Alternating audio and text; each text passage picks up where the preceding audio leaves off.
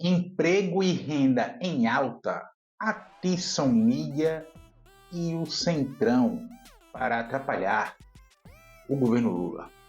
Vem comigo. Antes de seguir, gostaria de pedir seu like nesse vídeo e sua inscrição nesse canal. Peço também, caso você possa queira, sua contribuição clicando no botão Valeu ou se tornando membro aqui do blog do Código Amaral, clicando no botão Seja Membro. Os membros do blog do Código Amaral têm acesso a conteúdos exclusivos e assim você ajuda mais um canal de luta contra o fascismo à brasileira. Ao final do vídeo, esse comentário: concorde, discorde e complemente. Mas sempre se lembre que só não vale xingar nem falar da mãe do povo. Compartilhe esse vídeo em todas as suas redes sociais. E também no WhatsApp e no Telegram, se você tiver. Lembrando que se você é de Alagoas, você pode assistir o blog do Código Amaral na TV Com Marcel, canal 12 da NET. Sempre aos domingos, ao 12h45. Se você não é de Alagoas, você pode assistir a TV Com no link que está na descrição desse vídeo. Obrigado. 20 de abril, são agora 8h30 da manhã, e no último dia 19, o IBGE divulgou os dados da última PNAD, da Pesquisa Nacional por Amostragem Domiciliar, mostram que a PNAD, os dados da PNAD mostram que o emprego e a renda no Brasil estão em alta. A renda média, segundo a PNAD, dos brasileiros bateu recorde e ficou em R$ 1.848 por pessoa mês. Isso é uma alta de quase 12% em relação ao último ano do governo Jair Bolsonaro, ou seja, em relação a 2022. Esses dados equivalem ao ano de 2023. Os principais aumentos na renda se deram entre os 10% mais ricos. Evidentemente, vivemos num país muito desigual, capitalista muito desigual, mas também entre os 40% mais pobres. A volta do Bolsa Família também garantiu um aumento de 17,6% na renda desses mais pobres, enquanto os 5 mais pobres ainda tiveram um aumento de 38,5% em seus rendimentos per capita mês. Na questão do desemprego, em 2023, a taxa de desemprego no Brasil ficou em 7,8%. O mais baixo nível desde 2014. 2014 foi o ano da reeleição da Dilma Rousseff, já envolta em muita turbulência política, o que acaba afetando a economia. Se a política vai bem, a economia pode até não ir bem. Mas se a política vai mal, está confusa, turbulenta, não há como a economia ir bem. O segundo trimestre de 2023, ainda de acordo com a PNAD, divulgada em 19 de abril, à véspera de eu gravar esse vídeo, o segundo trimestre de 2023 viu uma diminuição da taxa de desemprego para 8%, a mais baixa desde 2015, ainda no segundo mandato da Dilma, sobre a turbulência política, enfim, com 8,6 milhões de desempregados, abaixo, ficando, portanto, abaixo dos 9,4 milhões do trimestre anterior. Ou seja, esse boom de renda entre os mais pobres promove uma redução da desigualdade econômica no país. Os de baixo estão subindo e se aproximando, chegando mais próximo ao meio da pirâmide social, econômica brasileira. E, para a Confederação Nacional da Indústria, a CNI, a expansão dos empregos e da renda deve seguir aumentando em 2024. E a CNI faz essa avaliação, em boa medida, pelo papel que o BNDES, cujo presidente é Luiz Mercadante, tem desenvolvido para estimular a indústria nacional. Segundo a Fundação Getúlio Vargas, que pegou esses dados da PNAD, houve a maior redução da extrema pobreza no país em 2023, desde o início da série histórica, iniciada em 2012. Esses cálculos eles foram feitos pelo economista Marcelo Neri, como já disse, com base nos dados da PNAD. Mostram que em 2023, 2,6 milhões de brasileiros deixaram a condição de extrema pobreza. Mas ele ressalta ainda que ainda restam, nesta condição do país, 16,9 milhões de pessoas ainda vivem a completa miséria. Para a gente ter uma noção, é importante, considera-se extrema pobreza no país aqueles que têm renda familiar per capita, ou seja, renda familiar por cabeça, de até R$ 303 por mês. Ou seja, se você recebe acima de R$ 303 por mês, você não está na condição de extrema pobreza. Sempre quando se faz esse tipo de pesquisa, se estabelece uma margem de renda para fazer esse cálculo.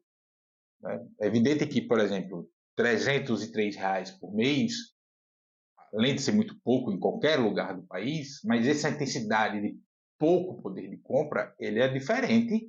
Ela é diferente a depender da cidade que você está, do estado, da região, enfim. Mas esse é o recorte, R$ 303. Junte a isso, a esses dados que a gente tem de aumento de renda apontados na PNAD divulgada em 19 de abril, o fato que 13 milhões de pessoas deixaram de passar fome no Brasil em 2023, restando ainda 20 milhões de pessoas ainda passando fome no Brasil. Bolsonaro deixou o país com 33 milhões de brasileiros passando fome no país. Se a política estiver na calmaria, a popularidade de Lula tende a disparar. Se disparar, ele vem mais forte para a reeleição em 2026, ou o nome apoiado por ele vem muito forte para 2026. Isso ocorrendo, os parlamentares começam a aderir mais à sua base no Congresso Nacional. Nos estados, os partidos tendem a querer colar sua imagem em Lula, e por aí vai. Basicamente, a movimentação que a gente viu na política nacional nos dois governos Lula e até no primeiro governo Dilma. Aquela coisa que todo mundo era Lula, todo mundo era Dilma, enfim, principalmente esses partidos do chamado Centrão. Se isso ocorrer de novo, as lideranças do Centrão terão menos margem de manobra para agir no Congresso Nacional, né? Porque se eles tensionam demais, problemas como acesso a emendas em ministérios e aparecer como figuras que levam políticas públicas das suas bases começam a surgir, e isso afeta a relação com as suas bases eleitorais, porque é preciso que eles tenham acesso a esse tipo de coisa, porque eles só sabem fazer política assim. E não existe essa coisa de porteira fechada de fato. Né? Existe na política e tal, mas se eu sou de uma base e eu começo a ter problemas com essa base, começo a deixar de encaminhar emendas para essa base, começo a deixar de estar ali do lado de prefeitos, etc., mostrando recursos que chegam para fazer ginásios, hospitais, o que quer que seja, outro vai chegar e ocupar o lugar. Na natureza e na política não existem espaços vazios. Né? Então, e isso acontecendo, a reeleição desses caras, ou eleição, enfim, fica mais difícil ou menos fácil, dependendo de como você enxerga esse jogo eleitoral que os parlamentares do Centrão, que eu costumo brincar há muito tempo aqui no canal, são parlamentares despachantes, né, que eles só atuam como mini executivos, tá? Não defendem concepção de sociedade alguma, ficam só fazendo esse jogo de emendas, vai ficar mais dificultada.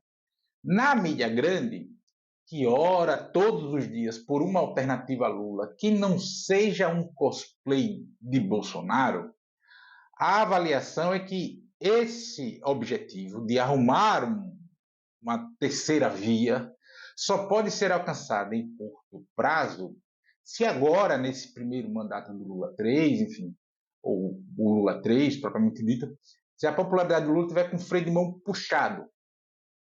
Por isso a mídia alimenta também muito alarde, muito enxame por coisas que são menores, porque isso ajuda a tumultuar a política.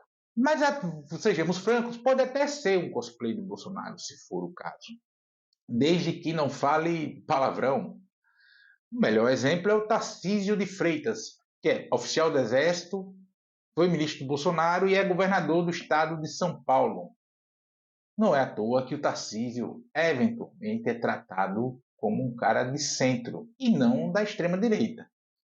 O problema é que a gente acha que todo mundo da extrema-direita é um uma caricatura do Bolsonaro ou do Silas Malafaia ali, ou que fala palavrão, que agride todo mundo, ou que fica o tempo inteiro falando, misturando religião com política, né? Já em relação à extrema-direita, o jogo que eles têm para fazer, para bagunçar o coreto da política nacional, é o que eles estão fazendo de agora. Eles não têm muito mais do que, exceto essa grita geral o tempo inteiro, inclusive com apoio internacional, com interferência internacional. Né?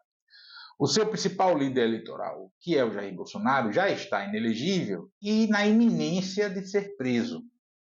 A eles resta essa coisa, manter a sua base eleitoral ou a sua base mais orgânica, digamos assim, mobilizada, com esse mote de pedir a prisão do Bolsonaro, de denunciar a ditadura no Brasil, essa bobageira que a gente vê e que toma muito tempo da política nacional, do noticiário político, seja porque às vezes são fatos relevantes, mesmo que ocorrem, seja porque isso ajuda a ficar bagunçando a política e tal, e impede que o país debata questões que verdadeiramente importam à maioria da população. Contudo, no seu interior ali da extrema-direita já é visível a disputa por esse espólio. Você tem o Tarcísio, que tem um apoio da mídia, você tem a Michelle, que tem essa pegada mais igrejeira, com neopentecostais, dessa coisa da teologia do domínio, esse tipo de coisa. Você tem o Caiado se assanhando, correndo por fora, você tem o Zema ali em Minas Gerais querendo, então você tem uma disputa ali nesse espólio. E isso também cria algum problema para eles. Então, até o fato do Bolsonaro ficar chamando esses atos, ficar puxando o vídeo sendo recebido por pessoas onde quer que chega, ajuda a dizer o seguinte: o líder eleitoral sou eu, a figura dos votos sou eu, quem tem os votos sou eu e tal.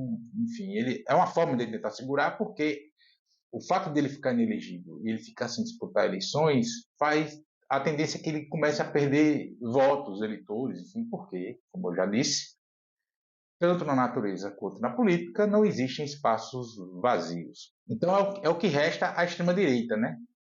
É manter a sua base mobilizada, e isso é feito atacando instituições, propagando mentiras deslavadas, como essa besteira de ditadura do STF, essa besteira, e sim alimentando ódio ao restante da população, àqueles que não coadunam com essa visão de mundo que mistura teocracia com militarismo, terraplanismo e toda essa baboseira que a gente vê, e que é uma parcela da população que adere a essas teses distópicas todas. Ela é muito menor do que parece, apesar de fazer muito barulho. Mas esse segmento também é muito bem usado pelo Centrão e pela mídia, como eu já apontei aqui, para desestabilizar a política. Repetindo, se a política estiver tranquila, calmaria, em normalidade, a economia pode até não ir bem. Mas se a política estiver bagunçada, não há como a economia ir bem. Não há como ela ir bem. A política interfere diretamente na macroeconomia do país, de qualquer país. Mas mesmo sem esses fatores, se a esquerda ou o campo mais amplo de centro-esquerda não se azeitar mais, não se afinar mais, o trabalho do centrão e da mídia grande, e até da extrema-direita, fica mais facilitado, sejamos francos, né?